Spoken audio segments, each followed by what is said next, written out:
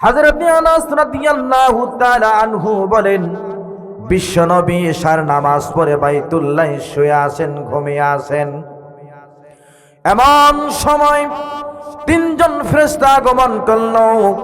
প্রথম ফেরেশতা বিশ্বনবীকে দেখে বলল, ইনি কে? দ্বিতীয় ফেরেশতা বলল, ইনি হলো আখির জামানার পয়গম্বর বিশ্বনবী মুহাম্মদ রাসূলুল্লাহ সাল্লাল্লাহু আলাইহি ওয়াসাল্লাম।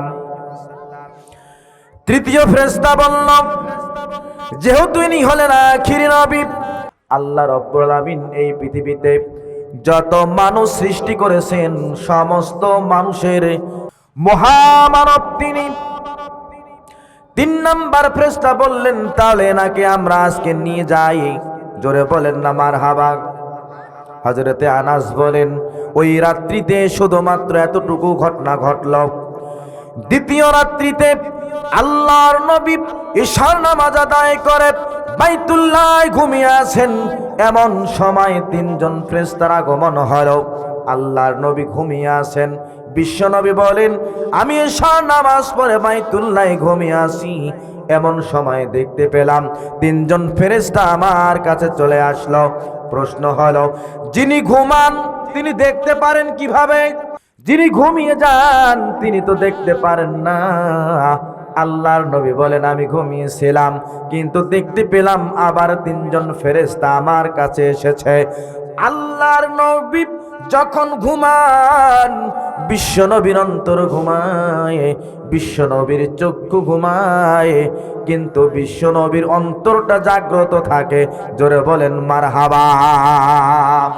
যার কারণে আল্লাহর নবী অন্তর চক্ষু দিয়ে উপলব্ধি করতে পেরেছিলেন আমার কাছে আবারও তিনজন ফেরেশতা আগমন করেছে।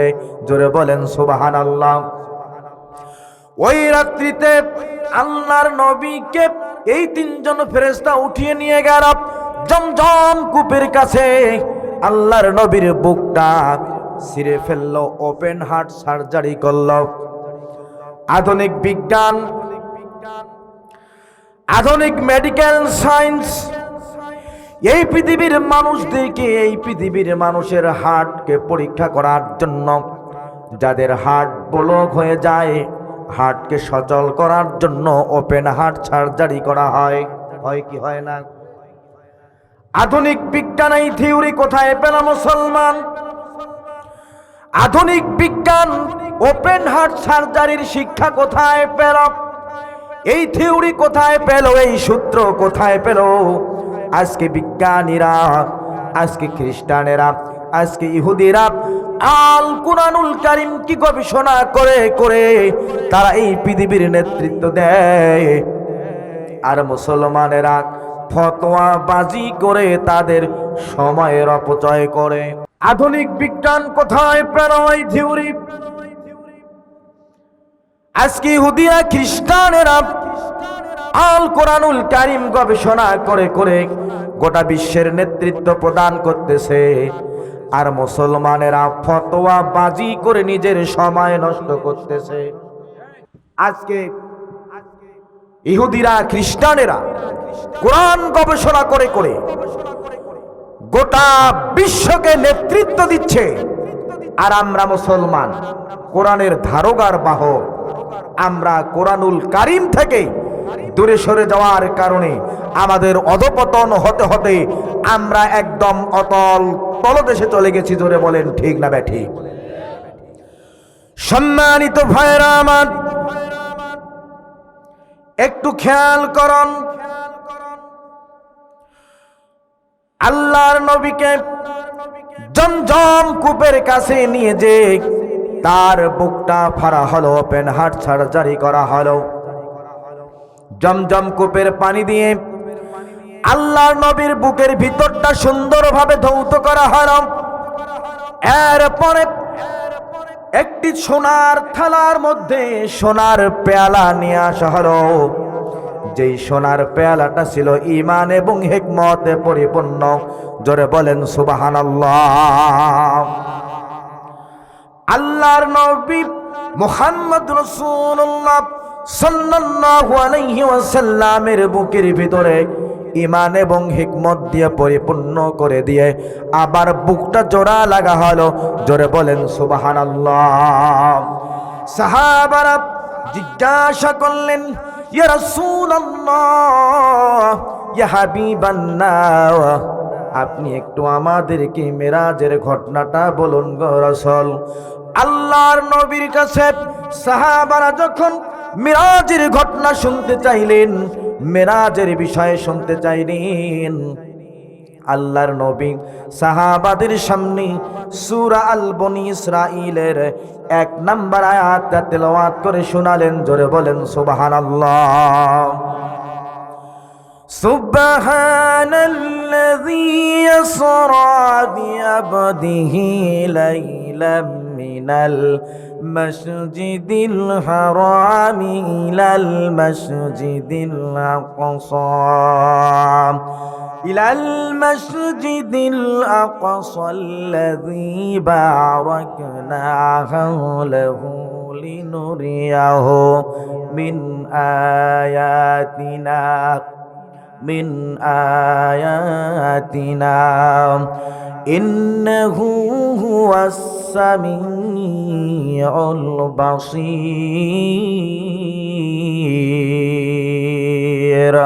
আল্লাহু আকবার বলেন। আল্লাহর নবী আয়াতটা তেলাওয়াত করে সাহাবাদেরকে বললেন, ও আমার সাহাবারা, আমি ঈশার নামাজ আদায় করে বাইতুল্লাহে ঘুমিয়েছিলাম। মারহাবা বলেন। কে যেন আমাকে এসে জাগ্রত করে দিল, আমাকে জাগিয়ে তুলল। আমি উঠে বসে পড়লাম, কিন্তু কাউকে আমি দেখতে পেলাম না। লক্ষ্য বাইতুল্লাহর দরজার সোজায় একটা জন্তু বাঁধানো। আমি শুধু দেখতেই থাকলাম। হঠাৎ করে আমি উঠে দাঁড়ালাম, হাঁটি পা পা করে বাইতুল্লাহ থেকে আমি বের হলাম। দেখতে পেলাম যেই জন্তুটি বাঁধা, তার কান দুটো উপরের দিকে দোদুল্যমান। জোরে জোরে বলেন সুবহানাল্লাহ। আমার মনে হল তার কান দুটি উপরের দিকে দোদুল্যমান। আমার মনে হলো কান দুটি মনে হয় আরশে আজিমের সঙ্গে কানেকশন করা। মারহাবা কোন। আল্লাহ নবী বলেন, জানতে পারলাম ওই জন্তুটির নাম অন্য কোন নয়, ওই জন্তুটির নাম হলো বোরাক। মারহাবা বলেন। ও আমার সাহাবারা, ওই বোরাক নামক জন্তুটির উপরে সমস্ত নবী এবং রসুল আরোহণ করেছিল। মারহাবা বলেন। আল্লাহ নবী বলেন, এরপরে আমি বোরাকের উপরে উঠে বসলাম। বোরাকটি আমাকে নিয়ে দ্রুত গতিতে চলতেই থাকলো। যেই বোরাকের চলার গতি বিদ্যুতের যে গতি, তার চেয়ে দ্রুত গতি সম্পন্ন। জোরে বলেন মারহাবা। আল্লাহ নবী বলেন, বোরাকের উপরে বসে আমি চলতেই থাকলাম। হঠাৎ করে দেখতে পেলাম রাস্তার ডান দিকে একজন দাঁড়ানো। ডাক দিয়ে বলে, ও মুহাম্মদ, একটু দাঁড়াও, তোমার সাথে আমার কিছু কথা আছে। আল্লাহর নবী তার দিকে তাকালেন না, তার কথা শুনলেন না, তার কথা মতো তিনি দাঁড়ালেন না। আল্লাহর নবী বলেন, আমি চলতেই থাকলাম।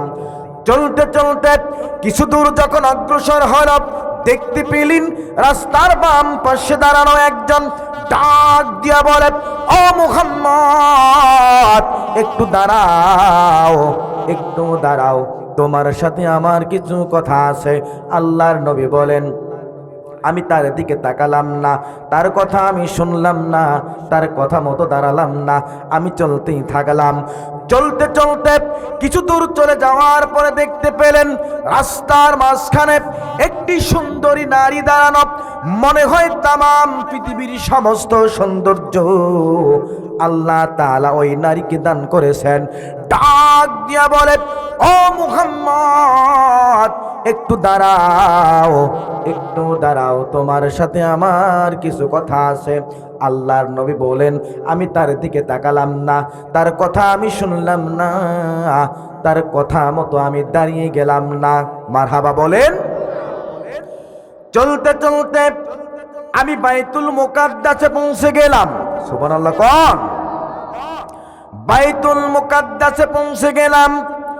দেখতে পেলাম বাইতুল মুকাদ্দাসের ভিতরে আল্লাহ রাব্বুল আলামিন পৃথিবীর শুরু থেকে আজ পর্যন্ত যত নবী এবং রাসূল এই পৃথিবীর জমিনে প্রেরণ করেছেন, সমস্ত নবী এবং রাসূলগুলোকে আল্লাহ তাআলা বাইতুল মুকাদ্দাসে একত্রিত করেছেন।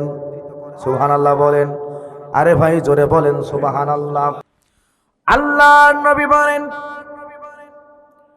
বাইতুল মুকাদ্দাসে সমস্ত নবী এবং রাসূলগুলো একত্রিত, আমার অপেক্ষায় তারা অপেক্ষমান। আমি যখন পৌঁছে গেলাম, সকলে মিলে আমাকে ইমামতির জায়গায় দাঁড়িয়ে দিল। মারহাবা বলেন, আর একবার বলেন মারহাবা।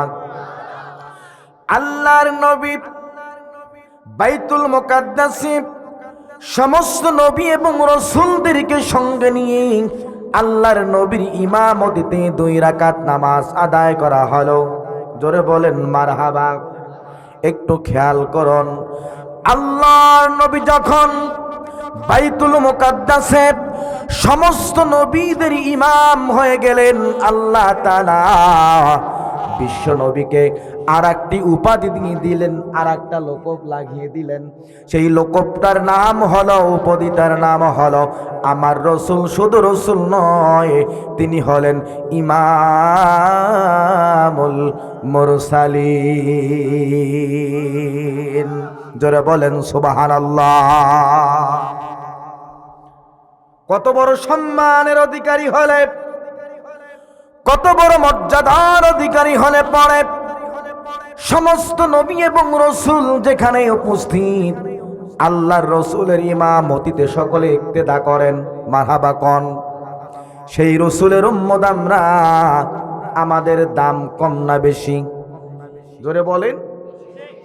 আল্লাহর নবীকে উপাধি দেওয়া হলো ওই দিন থেকে ইমামুল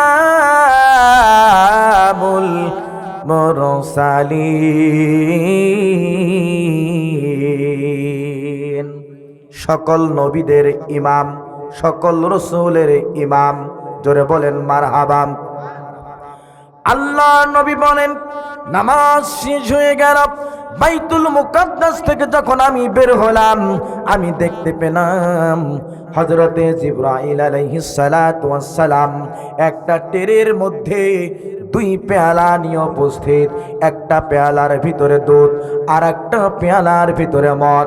হযরতে জিবরাইল বলে, ইয়া রাসূলুল্লাহ, ইয়া হাবিবাল্লাহ, আপনার সামনে একদিকে মদ আর একদিকে দুধ, আপনি মদ এবং দুধ আপনার সামনে পেশ করা হয়েছে, আপনার যেটা পছন্দ সেটা আপনি পান করতে পারেন। মারহাবা বলেন। আল্লাহর নবী মদ দেখলেন আর দুধ দেখলেন, তিনি মদের বোতল, মদের পেয়ালা হাতে নিলেন না। আল্লাহর নবী মদের পেয়ালাটাকে দূরে ঠেলে দিয়ে দুধের পেয়ালা নিয়ে তৃপ্তি সহকারে দুধ পান করলেন। জোরে বলেন সুবহানাল্লাহ। ভাইরা আমার খেয়াল করুন, হযরত জিবরাইল ডাক দিয়ে বলেন, ইয়া রাসূলুল্লাহ, ইয়া হাবিবাল্লাহ, আপনাকে চিন্তিত কেন মনে হয় গো রাসূল? আপনি কি চিন্তা করতেছেন? আপনাকে কেন পেরেশানি মনে হচ্ছে? কারণটা কি?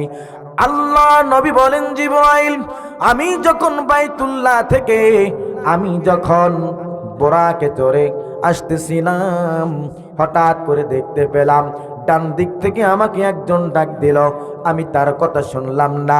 বাম দিকে একজন আমাকে ডাক দিল, আমি তার কথা শুনলাম না। রাস্তার মাঝখানে দাঁড়িয়ে একজন আমাকে ডাকলো, আমি তার কথা শুনলাম না। ব্যাপারটাকে আমি চিন্তায় পড়ে গেলাম, আমি পেরেশানিতে পড়ে গেলাম।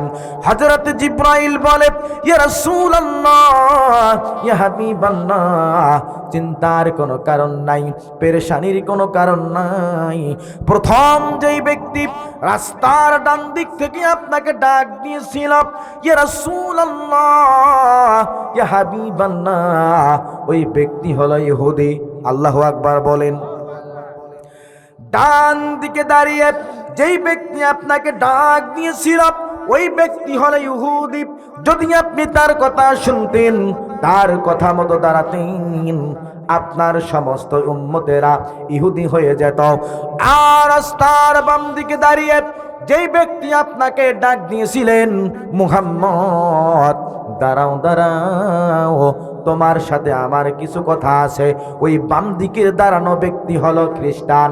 ইয়া রাসূলুল্লাহ, ইয়া হাবিবাল্লাহ, যদি আপনি বাম দিকে দাঁড়ানো ব্যক্তির কথা শুনতেন, তার ডাকে সারা দিয়ে যদি আপনি দাঁড়াতেন, আপনার সমস্ত উম্মতেরা খ্রিস্টান হয়ে যেত। ইয়া রাসূলুল্লাহ, ইয়া হাবিবাল্লাহ, আর রাস্তার মাঝখানে দাঁড়িয়ে যে আপনাকে ডাক দিয়েছিল, মনে হয় পৃথিবীর সমস্ত সৌন্দর্য আল্লাহ তাআলা তাকে দান করেছেন। ওই ব্যক্তি অন্য কেউ নয়, ওই ব্যক্তি হলো দুনিয়া। যদি আপনি ওই ব্যক্তির কথা মতো দাঁড়াতেন, তাহলে আপনার সমস্ত উম্মতেরা দুনিয়া নিয়ে ব্যস্ত থাকতো। জোরে জোরে বলেন আল্লাহু আকবার। সম্মানিত বন্ধুগণ আমার, আল্লাহর নবী বাইতুল মুকাদ্দাসের সামনে দাঁড়িয়ে আল্লাহ রাব্বুল আলামিন বিশ্ব নবীকে কত বেশি ভালোবাসেন, কত বেশি সম্মান করেন, কত মর্যাদা দান করেন, একটু খেয়াল করুন। কত বেশি ভালোবাসলে পরে, কত বেশি সম্মান দিলে পরে, কত বেশি মর্যাদা দান করলে পরে আল্লাহ তাআলা পৃথিবীতে তার হাবিবকে দাওয়াত দিয়ে আরশে আজিম পর্যন্ত নিয়ে যান। মারহাবা বলেন। আল্লাহর নবী বলেন, আরশে আজিম পর্যন্ত আমি যাব, কিন্তু কিভাবে যাব? আমার সামনে লিফট আসলো। কি আসলো? লিফট, সিঁড়ি চলে আসলো। আজকে গবেষকেরা, বিজ্ঞানীরা মিরাজকে গবেষণা করে করে আজকে লিফট আবিষ্কার করলো। আমরা 5 তলা, 10 তলা, 20 তলা, 30 তলা, 50 তলা বিল্ডিংয়ে কেউ সিঁড়ি বেয়ে বেয়ে উঠতে পারে না। পারে নাকি? কিসের সাহায্যে ওঠে? লিফটের সাহায্যে ওঠে। আজকে বিজ্ঞানীরা কোথায় আবিষ্কার করল? আজকে বিজ্ঞানীরা কোথায় এই থিওরি পেল? লিফট কিভাবে আবিষ্কার করতে হবে? মুসলমান, আজকে বিজ্ঞানীরা মেরাজের এই বিষয়টাকে গবেষণা করে করে তারা লিফট আবিষ্কার করলো। মারহাবা বলেন। আল্লাহর নবী বলেন, আমার সামনে সিঁড়ি নিয়ে আসা হলো, লিফট নিয়ে আসা হলো। আমি যখন লিফটের উপরে চললাম, লিফট আমাকে নিয়ে আকাশে উঠতে থাকলেন। সুবহানাল্লাহ বলেন। আরেকবার বলেন সুবহানাল্লাহ। আল্লাহর নবী বলেন, লিফটটি আমাকে নিয়ে যত উপরে উঠতেছেন, আল্লাহ তাআলা প্রথম আসমানটা এত সুন্দর করে তৈরি করেছেন। সুবহানাল্লাহ বলেন। আল্লাহ তাআলা প্রথম আসমানটা এত সুন্দর করে সৃষ্টি করেছেন, এত সুন্দর আলোকসজ্জা করেছেন, যা দেখে দেখে আমি বিশ্ব নবীর 2 নয়ন জুড়িয়ে গেছে। জোরে বলেন মারহাবা। আল্লাহর নবী আকাশের উপরে উঠতেছেন। আল্লাহ রাব্বুল আমিন বলেন, الذي خلق 7 سماوات طباقا ما ترى في خلق الرحمن من تفاوت فارجع البصر هل ترى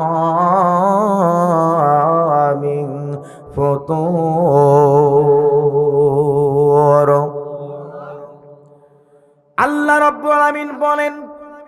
আমি স্তরে স্তরে সাত আসমান আমি সৃষ্টি করেছি। আমার সৃষ্টি নৈপুণ্যের পিছনে কোনো অসঙ্গতি নাই, কোনো খুঁত নাই। মারহাবা বলেন, আর একবার বলেন মারহাবা। আসমান কয়টা? জোরে বলেন। আল্লাহ রাব্বুল আমিন বলেন, আমি স্তরে স্তরে সাত আসমান আমি তৈরি করলাম, সাত আসমান সৃষ্টি করলাম। আমরা এই জমিন থেকে প্রথম আসমান আমরা দেখতে পাই, নীল নীল দেখা যায়। জোরে বলেন ঠিক কিনা? আকাশের রং কেমন? জোরে বলেন। কারণ কি? আল্লাহ রাব্বুল আমিন বলেন, আমি প্রথম আসমানটা সৃষ্টি করেছি কাঁচ দিয়ে, গ্লাস দিয়ে। আমি প্রথম আসমানটা তৈরি করলাম কাঁচ দিয়ে, গ্লাস দিয়ে, যার জন্য নীল নীল দেখা যায়। থাই গ্লাস দেখছেন আপনারা? থাই গ্লাস দেখেন না, একটা রং আছে আসমানি কালার। কি কালার? আল্লাহ তাআলা প্রথম আসমানটা কাঁচ দিয়ে, গ্লাস দিয়ে তৈরি করলেন, যার পুরোটা, যার মোটাটা 13,30,00,000 মাইল। কত মাইল? 13,30,00,000 মাইল যার মোটাটা। যেই গ্লাস মোটা মাত্র 1 m 2 m 3 m 4 m 5 m গ্লাসের কত মূল্য? অনেক মূল্য। আল্লাহ তাআলা প্রথম আসমানটা কাঁচ দিয়ে, গ্লাস দিয়ে তৈরি করেছেন, যার মোটাটা হলো 13,30,00,000 মাইল লম্বা। জোরে বলেন আল্লাহু আকবার। আল্লাহ রাব্বুল আমিন দ্বিতীয় আসমানটা তৈরি করেছেন লোহা দিয়ে। কি দিয়ে? লোহা দিয়ে, যার পুরোটা, যার মোটাটা 13,30,00,000 মাইল। আল্লাহ তাআলা তৃতীয় আসমানটা তৈরি করেছেন তামা দিয়ে, যার পুরোটা, যার মোটাটা 13,30,00,000 মাইল। আল্লাহু আকবার বলেন। আল্লাহ রাব্বুল আমিন চতুর্থ আসমান তৈরি করেছেন রূপা দিয়ে, যার মোটাটা হলো 13,30,00,000 মাইল। পঞ্চম আসমানটা তৈরি করেছেন নির্ভেজাল 24 ক্যারেট স্বর্ণ দিয়ে। আল্লাহু আকবার বলেন। আল্লাহ রাব্বুল আমিন পঞ্চম আসমান তৈরি করেছেন নির্ভেজাল 24 ক্যারেট স্বর্ণ দিয়ে, যেই স্বর্ণের ভিতরে কোনো ক্ষার নাই। মারহাবা কোন। আল্লাহ তাআলা পঞ্চম আসমানটা তৈরি করেছেন নির্ভেজাল 24 ক্যারেট স্বর্ণ দিয়ে, যার পুরোটা, যার মোটাটা হলো 13,30,00,000 মাইল। আল্লাহ রাব্বুল আমিন ষষ্ঠ আসমানটা তৈরি করেছেন ইয়াকুত পাথর দিয়ে, যার মোটাটা, যার পুরোটা হলো 13,30,00,000 মাইল। ইয়াকুত পাথরের মূল্য স্বর্ণের মূল্যের থেকে অনেক অনেক বেশি। আল্লাহু আকবার বলেন। আল্লাহ রাব্বুল আমিন সপ্তম আসমানটা তৈরি করেছেন মারমার পাথর দিয়ে, যার পুরোটা, যার মোটাটা হলো 13,30,00,000 মাইল। ইয়াকুত পাথরের চেয়ে মারমার পাথরের মূল্য অনেক বেশি। আল্লাহু আকবার কোন। আল্লাহ রাব্বুল আমিন বলেন, আমি স্তরে স্তরে সাত আসমান আমি তৈরি করলাম। থুম্মা রাজি'ল বাসারা কাররাতাইনি ইয়ানকালিবু ইলাইকাল বাসারু খাশিয়াও ওয়া হুয়া হাসীর। আল্লাহু আকবার বলেন। ও পৃথিবীর মানুষেরা, তোমরা তোমাদের দৃষ্টি একবার নয়, দুইবার নয়, তিনবার নয়, বারবার তোমরা তোমাদের দৃষ্টি ফিরাও আমার সৃষ্টির দিকে। তোমাদের দৃষ্টি বারবার যদি তোমরা ফিরাও, বারবার যদি তোমরা তাকাও, তোমাদের দৃষ্টি ব্যর্থ হয়ে ফিরে আসবে, শ্রান্ত হয়ে ফিরে আসবে, ক্লান্ত হয়ে ফিরে আসবে বটে। আমি আল্লাহ তাআলার সৃষ্টির মাঝে কোনো ধরনের অসঙ্গতি তোমরা বের করতে পারবে না। জোরে জোরে বলেন সুবহানাল্লাহ। আল্লাহ রাব্বুল আমিন তাম পৃথিবীর মানুষদেরকে প্রথম আসমানের সৌন্দর্যের ব্যাপারে জানিয়ে দিচ্ছেন। ওয়ালাকাদ যায়্যানাস সামাআদ দুনিয়া বিমাসাবিহা ওয়া জাআলনাহা রুজুমান লিশ-শায়াতিন। আল্লাহু আকবার বলেন। আল্লাহ রাব্বুল আমিন বলেন, আমি প্রথম আসমানটা এত সুন্দর করে আমি সাজালাম, এত সুন্দর করে আমি সৌন্দর্য মণ্ডিত করলাম। মারহাবা বলেন। আল্লাহ রাব্বুল আমিন বলেন, আমি প্রথম আসমানটা আলোক সজ্জা করলাম, প্রদীপ মালা দান করলাম, সূর্য দিলাম, চন্দ্র দিলাম, নক্ষত্র দিলাম, মিটিমিটি করে জ্বলে। মারহাবা বলেন। Galaxy milky way black hole আমি দিলাম, যাতে করে আমার পৃথিবীর মানুষেরা পৃথিবীর জমিন থেকে যখন আসমানের দিকে মুখ তুলে তাকাবি, যাতে করে এই পৃথিবীর মানুষের চক্ষুগুলো শীতল হয়ে যায়, মনটা যেন প্রশান্ত হয়ে যায়। জোরে জোরে বলেন সুবহানাল্লাহ। আল্লাহ নবী বলেন, ও সাহাবারা, যখন আমি লিফটে করে প্রথম আসমানে উঠতেছিলাম, দেখতে পেলাম আল্লাহ তাআলা এত সুন্দর করে সৌন্দর্য মণ্ডিত করে আল্লাহ তাআলা প্রথম আসমানটা তৈরি করেছেন, যা দেখে আমার চক্ষুগুলো শীতল হয়ে গেছে। জোরে বলেন সুবহানাল্লাহ। আর একবার বলেন সুবহানাল্লাহ। সম্মানিত বন্ধুগণ, আল্লাহ নবী বলেন, প্রথম আসমানের উপরে উঠতে উঠতে একজন ফেরেশতার সঙ্গে আমার সাক্ষাৎ হলো। ওই ফেরেশতার নাম হলো ইসমাইল। জোরে বলেন কি নাম? আল্লাহ নবী বলেন, একজন ফেরেশতার সঙ্গে আমার সাক্ষাৎ হলো, যেই ফেরেশতার নাম হলো ইসমাইল। ওই ইসমাইল ফেরেশতা প্রথম আসমানটার নেতৃত্ব দিয়ে থাকেন। মারহাবা কোন। প্রথম আসমানটা সুন্দরভাবে পরিচালনা করার জন্য ইসমাইল নামক ফেরেশতাকে দায়িত্ব দেওয়া হয়েছে। মারহাবা কোন। ইসমাইল নামক ফেরেশতাকে সহযোগিতা করার জন্য আরো ৭০,০০০ ফেরেশতা আছে। কত হাজার? ওই ৭০,০০০ ফেরেশতাকে সহযোগিতা করার জন্য ৭০,০০০ এক একজনের সাথে আরো ১,০০,০০০ করে ফেরেশতা আছে। মারহাবা কয় না? সম্মানিত ভাইয়েরা আমার,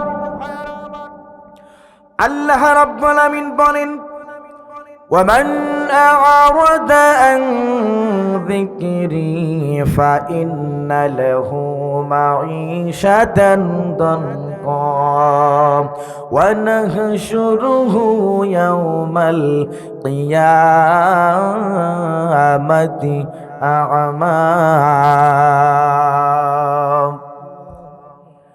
আল্লাহ রাব্বুল আমিন বলেন, যারা আমার উপদেশ মালা থেকে, যারা আমার জিকির থেকে, যারা আমার কোরআনুল কারীম থেকে দূরে সরে থাকবে, আমার কোরআন বাদ দিয়ে, আমার কোরআনের আইন বাদ দিয়ে, বিধান বাদ দিয়ে, যারা ইউরোপের আইন দিয়ে, আমেরিকার আইন দিয়ে, কার্ল মার্কসের আইন দিয়ে, লেনিনের আইন দিয়ে, গৌর গোবিন্দ আইন দিয়ে, এই পৃথিবীর কোন মানুষের তৈরি করা আইন দিয়ে যারা নিজেদের ব্যক্তি জীবন পরিচালনা করবে, সামাজিক জীবন পরিচালনা করবে, রাষ্ট্রীয় জীবন পরিচালনা করবে, অর্থনীতি পরিচালনা করবে, আল্লাহ তাআলা বলেন দনক, আমি আল্লাহ তাআলা তাদের দুনিয়ার জীবনটাকে আমি সংকীর্ণ করে দেব। জোরে জোরে বলেন আল্লাহু আকবার।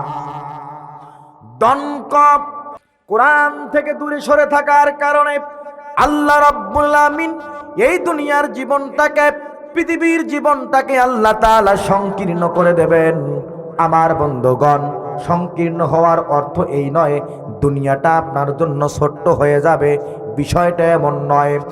আধুনিক যুগের শ্রেষ্ঠ মুজাদ্দিদ, ভারত উপমহাদেশের শ্রেষ্ঠ মুফাসসির আল্লামা সাইয়্যিদ আবুল আলা মওদুদী রাহমাতুল্লাহি আলাইহি তাফসীরে তাফহিমুল কোরআনের ভিতরে লিখে দিয়েছেন, দনক পৃথিবীর জমিনটা সংকীর্ণ করে দেবে।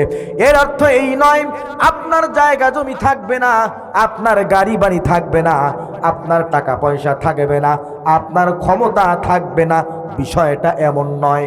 বরঞ্চ আপনার একর একর জমি থাকবে, আপনার ব্যাংক ব্যালেন্স থাকবে, আপনার টাকা পয়সা থাকবে, আপনার ক্ষমতা থাকবে, আপনার বাড়ি গাড়ি থাকবে, কিন্তু একটা জিনিস থাকবে না, সেই জিনিসটার নাম হলো শান্তি। কোরআন থেকে দূরে সরে থাকার কারণে দণ্ড সংকীর্ণ করে দেবেন পৃথিবীর জমিনটা। আল্লাহু আকবার বলেন। শান্তি থাকবে না। সব ঠিক আছে কিন্তু শান্তি নাই। কি নাই? আরে ভাই কথা কন। সব ঠিক আছে, বিঘা বিঘা মাটি আছে, ব্যাংক ব্যালেন্স রয়েছে, সুন্দর বিল্ডিং রয়েছে, শুধু বাংলাদেশে নয় লন্ডনেও রয়েছে, আছে না নাই? সব রয়েছে, শুধু শান্তি নাই।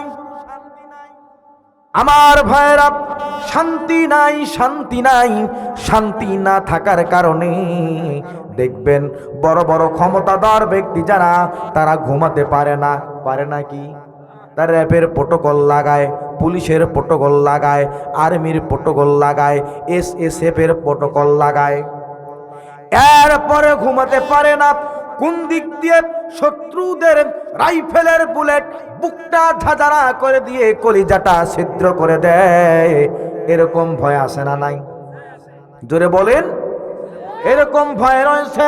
কোরআন দিয়ে যদি আমরা নিজের জীবন পরিচালনা করতে পারতাম, কোরআন দিয়ে যদি আমরা পরিবার পরিচালনা করতে পারতাম, কোরআন দিয়ে যদি আমরা সমাজ পরিচালনা করতে পারতাম, কোরআন দিয়ে যদি আমরা অর্থনীতি রাজনীতি পরিচালনা করতে পারতাম, কোরআন দিয়ে যদি রান্নাঘর থেকে শুরু করে পার্লামেন্ট পর্যন্ত যদি আমরা চালাতে পারতাম, তাহলে আমাদের জীবনগুলো অশান্তির আগুনে দাউ দাউ করে জ্বলতো না। জোরে জোরে বলেন ঠিক কিনা? হায় রে, বিশাল ক্ষমতাধর মালিক, হ্যান করেंगे তেন করেंगे, আধার মে ইঁদুর মারেंगे, আছে না নাই? সব শেষ করবে, সব শেষ করবে। অন্ধকারে ইঁদুর সহ নাকি মারবে? প্রশাসন প্রোটোকল দিয়ে চলে, দলীয় ক্যাডার, কোটি কোটি টাকা আছে। আরে ভাই কথা কন, আছে? নমরুদের মতো জালিম বাদশা পৃথিবীর জমিন থেকে বিদায় নিয়েছে। ফেরাউনের মতো ক্ষমতাধর ব্যক্তি পৃথিবীর জমিন থেকে বিদায় নিয়েছে।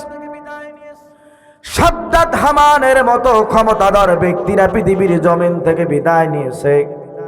এই জন্য মাঝে মাঝে বলি, এই জন্য মাঝে মাঝে বলি, কত হাতি ঘোড়া হলো দল, ভেড়া বলে কত খুঁটি জল। জোরে বলেন ঠিক কিনা? যারা নমরুদের পতঙ্গ অনুসরণ করেছে, ফিরাউনের পতঙ্গ অনুসরণ করেছে, এই পৃথিবীতে জিল্লতির সঙ্গে এই পৃথিবীর জমিন থেকে তারা বিদায় হয়ে গেছে।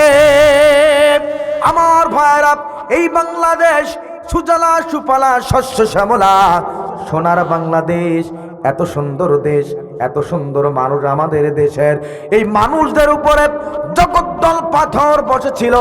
আমার ভাইরা বেশি দিন টিকতে পারে নাই, এক কাপড়ে বাংলা ছেড়ে দিল্লিতে যেতে বাধ্য হয়েছে।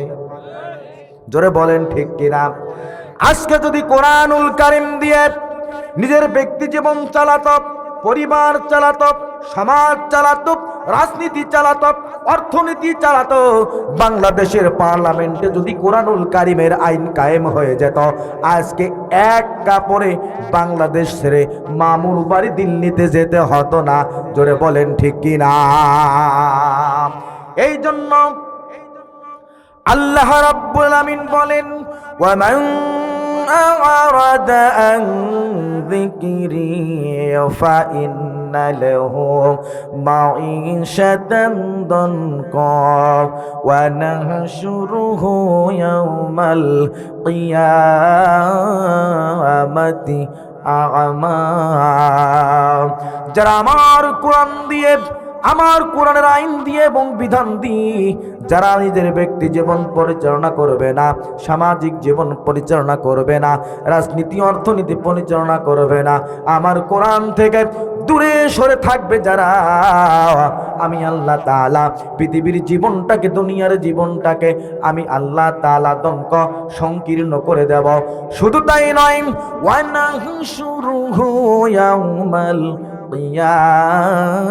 কিয়ামাতি আ'মা, কাল কিয়ামতের ময়দানে আমি আল্লাহ তাআলা ওই সমস্ত বান্দাদেরকে আমি কিয়ামতের ময়দানে অন্ধ করে উঠাবো। জোরে জোরে বলেন না আল্লাহু আকবার। কিয়ামতের ময়দানে আল্লাহ রাব্বুল আমিন যখন অন্ধ করে উঠাবে, তখন সেই বান্দারা বলবে, ক্বালা রাব্বি লিমা হাশারতানি আ'মা ওয়া ক্বাদ কুনতু বাসীরা। রব্বুল আমিন, দুনিয়ার জীবনে আমরা চক্ষুষ্মান ছিলাম গো আল্লাহ, আমাদের চোখে নূর ছিল, আমাদের চোখে আলো ছিল, আমাদের চোখে জ্যোতি ছিল গো আল্লাহ। গোটা পৃথিবীর সুন্দর সুন্দর সৌন্দর্য আমরা দেখতে পেয়েছিলাম গো আল্লাহ। আজকে কেন আপনি কিয়ামতের ময়দানে কেন আপনি আমাদেরকে অন্ধ করে তুললেন? আল্লাহ রাব্বুল আমিন বলেন, ক্বালা কাযালিকা আতাতুকা আয়াতুনা ফানাসিতাহা ওয়া কাযালিকাল ইয়াউমা তুনসা। ও আমার বান্দারা, দুনিয়ার জীবনে আমার কোরআন মানার ক্ষেত্রে তোমরা যেভাবে অন্ধ ছিলে, এই জন্য আমি আল্লাহ তাআলা কিয়ামতের ময়দানে আমি তোমাদেরকে অন্ধ করে উঠালাম। জোরে জোরে বলেন আল্লাহু আকবার। আমার বন্ধুগণ, কোরআনের পক্ষে থাকার দরকার আছে না নাই? জোরে বলেন আছে না নাই? এসো কোরআনের ছায়া তলে সমবেত হই, এসো কোরআনের ছায়া তলে সমবেত হই, এসো আল্লাহ রাসূলের অনুগত হই, এসো কোরআনের ছায়া তলে সমবেত হই, এসো কোরআনের ছায়া তলে সমবেত হই। মারহাবা বলেন। এসো আল্লাহর গুণগান করি, এসো তারি পথে জীবন গড়ি, আল্লাহর নাম নিলে তাতে যদি সুখ মেলে, আল্লাহর নাম নিলে তাতে যদি সুখ মেলে, কেন সেই নাম ছেড়ে দূরে সরে রই, কেন সেই নাম থেকে দূরে সরে রই। এসো কোরআনের ছায়া তলে সমবেত হই, এসো কোরআনের ছায়া তলে সমবেত হই, এসো আল্লাহ রাসূলের অনুগত হই, এসো কোরআনের ছায়া তলে সমবেত হই। এই কোরআনের ছায়া তলে এসে কত লোক প্রাণ দিল হেসে, কোরআনের ছায়া তলে সোজা পথ যদি মেলে, কোরআনের ছায়া তলে সোজা পথ যদি মেলে, কেন সেই পথ ছেড়ে ভুল পথে রই, কেন সেই পথ ছেড়ে ভুল পথে রই। এসো কোরআনের ছায়া তলে সমবেত হই, এসো কোরআনের ছায়া তলে সমবেত হই, এসো কোরআনের ছায়া তলে সমবেত হই, এসো কোরআনের ছায়া তলে সমবেত হই।